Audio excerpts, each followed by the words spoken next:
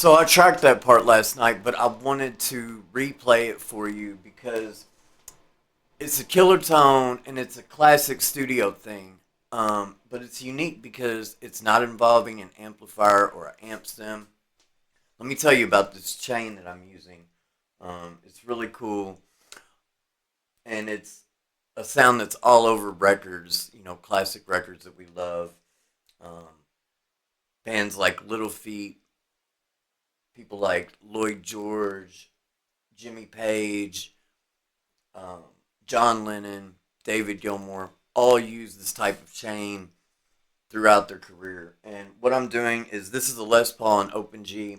The slide part really set off this new song, and I just tracked it in last night, and I had to play it over for you again. I'll let you hear it in the mix, and I'll play some soloed up stuff. It's minimal effects. I have a little reverb pan to one side and a little bit of EQ, but I'm going Les Paul into the Tim pedal, and you don't need an overdrive if you want a cleaner part, or you can get grit from other pieces in this chain. Um, you know, it's just there's a lot of options with this, and the way we're using it with this compressor, I'm going Tim pedal into a BAE 1073 mic preamp, which is a high quality, very accurate Neve clone 1073, and then going into an 1176 compressor. This one happens to be the Audioscape 76D. And what the rack compressor, or even if you're using a pedal compressor, what that's going to do for you is really bring the guitar forward in the mix and bring up the notes that don't have as much emphasis or pick attack on them and make everything a lot more even. I'll show you in the track on the screen capture how it looks very even when you're playing through a compressor. So there's no amplifier, no amp sim.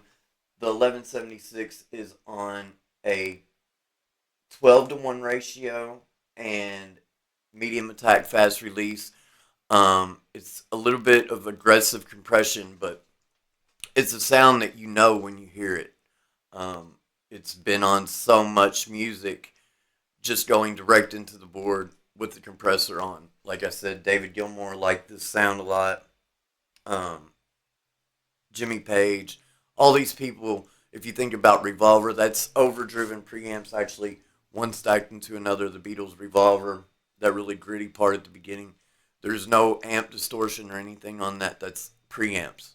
So there's a lot of board sounds throughout the history of rock.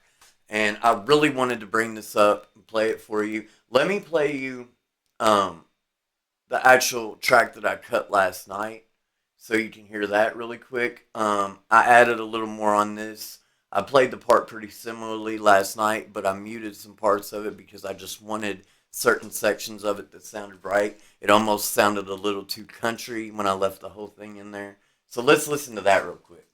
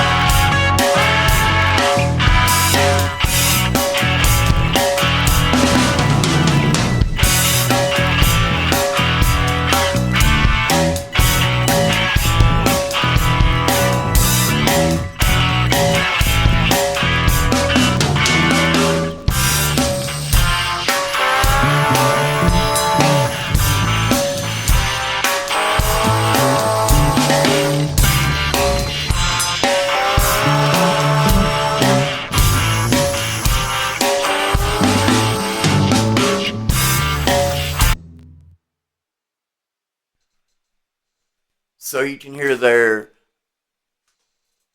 I added parts after that section I played at the beginning of the song, other sections because I was digging this sound so much, I put it all through this song.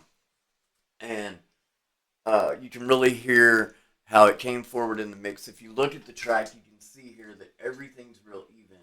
Everything's peaking the same all the way through the track. If I didn't have sections where I wasn't playing, it would look like a sausage all the way through the track.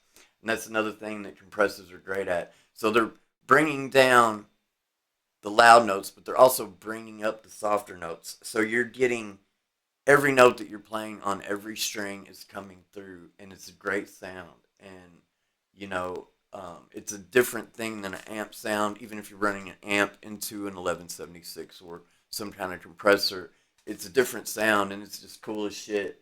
And I wanted you all to hear that sound. Maybe some of y'all out there don't know about going straight into the board or straight into a mic preamp with the compressor on, but it's a really cool thing. And you can get a lot of grit from the 1176 itself and from the mic preamp. You don't even have to use a distortion pedal, and you can still get it really dirty.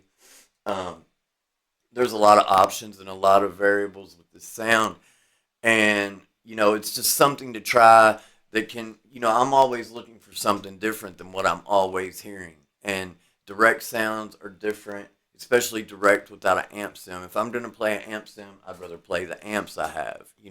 Occasionally, when I do use amp sims, a lot of times it's more on lead guitar sections because I'll take quite a few shots at quite a few passes at getting a lead sound a lot of times, and it'll be early in the morning sometimes. I have my amp sim that I like to use up here on, but this is a different thing.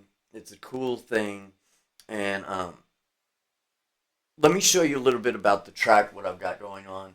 I've panned the track that I played you. It's panned 35 to the right. So on the opposite side of that, I did a reverb send to, it's the UA Pure Plate reverb, and I've got it panned to the left, all the way to the left, 50 to the left. That's a really cool sound because it opens up space like in a room. If you had your amp on one side, you're hearing the echo off the other wall.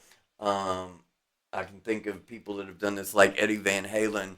They'll pan his guitar to one side and pan the reverb to the other side. It's a really cool way to open up space and not just have the reverb screaming through the middle.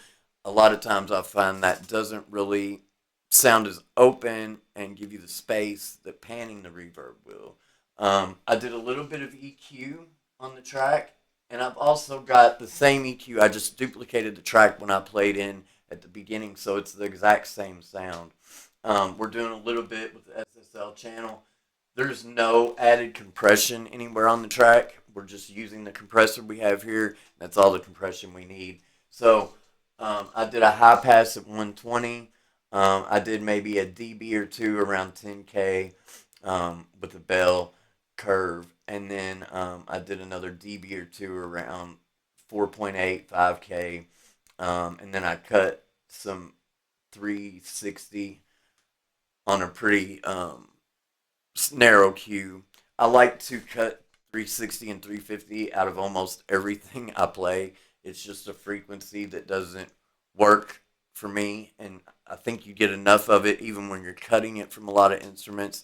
There's still enough in there where you can stand to cut it. So 360, 350 is a frequency I like to cut a lot, and I find it really gives the track more energy. So I just wanted to let you hear this sound and show you how it sounded in the track.